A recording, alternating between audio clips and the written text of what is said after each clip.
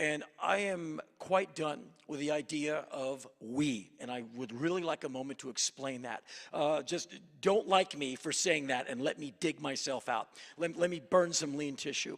In America, I don't think we shall overcome. We've had myriad opportunities to overcome. We're not that interested. From 1865 to now, with the death of Abraham Lincoln, the 13th Amendment, the 14th from 1868, my personal favorite, we've had many, many chances to overcome. We're just not that into it. Is that because Americans are bad? No.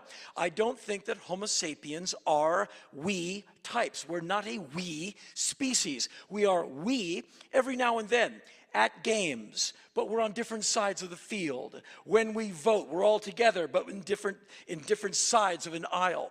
And then we get bored and we want to be individuals again and go home. There's marches where we, the people, we do this, but then everyone wants a bathroom break.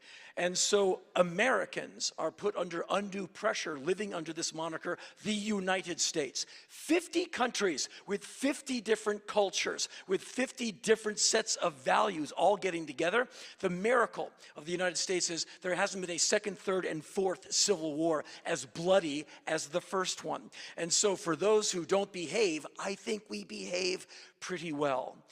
But going forward, if you really want the world to be a better place, it is up to you, the individual, to choose to do good things. I can't make you. Only you can make you. So I am done with we, and I am just concentrating on you. What you're going to do now and what you're going to do with it in the future. We are going down the drain. We stab a knife in the side of Mother Nature and twist it every chance we get. She gives us cancer. She doesn't mean any harm. She just wants to cull the herd just a little. We fight back. She makes deserts. We go live in them. She makes floodplains. We insist in living there. Do you realize the bubonic plague, Ebola, syphilis, cancer, is Mother Nature very benignly going like, cool it. I know breeding is fun, but you do it a lot. I got so much water. I got so many trees. I got so much breathable air. You're screwing up my equation with medicine, with technological breakthroughs. Thank goodness you're making the wars bigger, so it's kind of evening up just a little bit. So that's we. So I'm only interested in you. And I've come to the conclusion that people are basically ungovernable and they're untamable. And that's why any governmental delivery system, democracy, communism, socialism, whatever ism or assy you want to use, it's rife with problems. Why? The paperwork is fine. It's because there's people involved, and people aren't bad. They just have a ton of ideas all at once. So we shall not overcome. You, on the other hand, can overcome, and you can inspire someone else to overcome. And that's why you want to travel.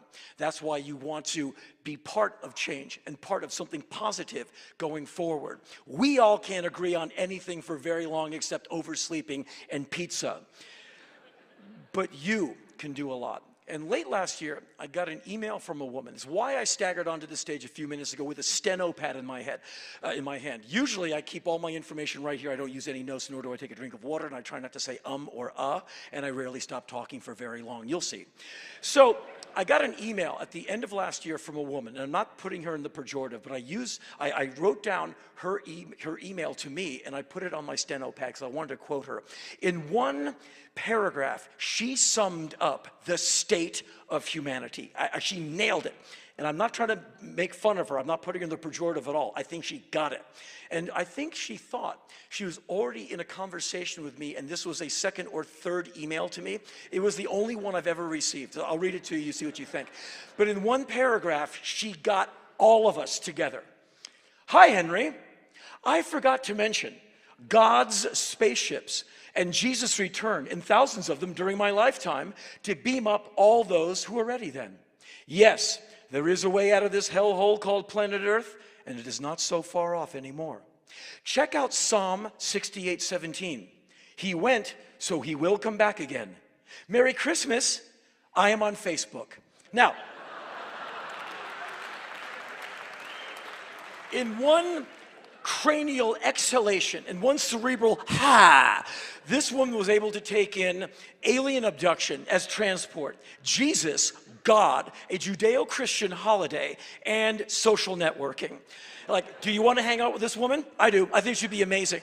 And that just shows you in one paragraph, one fell swoop, how dynamic humans are, where they can take in the spiritual, the cutting edge of technology, the good book, and all of that, and stir it all together, and still walk a tightrope, chew gum, and not fall off.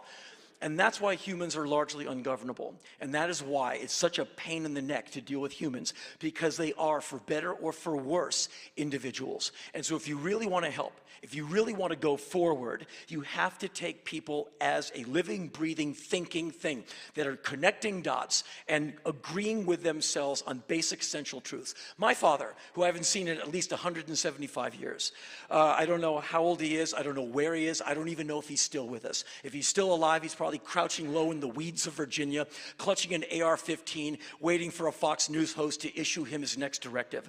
And if any of you are Fox News fans, I'm not putting you down, I'm just saying that's where he goes, and he and I have a lot of disagreements on probably everything. And he was a PhD, and also a champion racist, and a magnificent homophobe, and a record-breaking misogynist. And he never traveled. And my mother, on the other hand, to the left of my mother is Bob Dylan in a wall. And so my mother dragged me all over the world as a little kid. You older folks remember when passports were green? I had one of those before they went blue. And so my mother would take me to Turkey, to England, to Greece, to Italy, so I could see the museums and dig other people. I saw a dead body in the street somewhere in Athens. I said, "Mom, is that person dead?" She said, "Yes." And I saw a dead person. And so I had registered that as a young person, like, wow, people do die, and that is a dead person. It blew my mind, like, wow, it's not a movie, it's real. And then I'd see my father, like, "Where have you been?" You know, on the weekend, the 48 Hours of Fear with my father. And I said, "I've just been to Istanbul." And he'd look at me like, and I won't say what he was probably thinking. But my mother let me understand that the world is a huge place full of people who are connecting the dots, who will, in my mind, basically skew towards moral decency and kindness and generosity if you put them in an environment with which they can do all of that. If you pressurize them, they will skew towards survival, and they will climb over you to get out of the ditch, and they will favor their kids over you. And so what do you need to do to make the world a better place? You have to put less people under pressure.